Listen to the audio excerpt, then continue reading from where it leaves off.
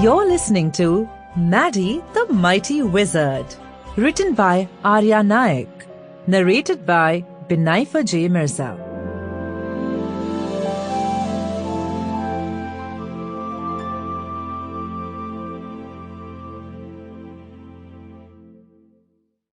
The night is dark and the day is bright. I will this bird to disappear from sight. Maddy said, pointing his wand with a grand gesture at the pigeon in his window. The pigeon cocked his head and looked at him utterly confused. Coo, it said, and flew away.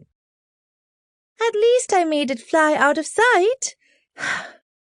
Maddy sighed, flopping on his bed, holding his wand, looking rather disappointed. He had made the wand himself from cedar wood. His father had cut him a piece of wood, which Maddy had then sanded down and polished to make himself the perfect wand.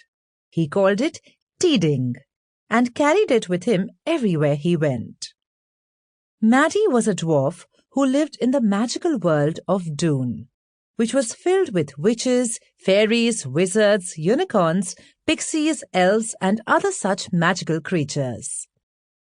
Maddy dreamt of one day becoming the most powerful wizard in the whole of Doon. There was just one problem. Dwarfs did not possess any magic.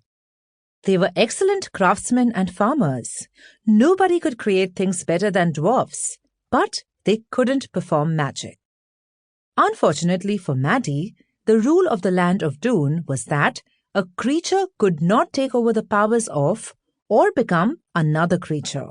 A fairy couldn't become an elf, or a witch couldn't become a pixie, and a dwarf couldn't become a wizard. The kids at school often made fun of Maddy's seemingly impossible ambitions. Hey, look, here comes the mighty wizard Maddy. All hail the mighty Maddy. They would shout and bow down every time he passed by. He knew they were mocking him and his impossible wish.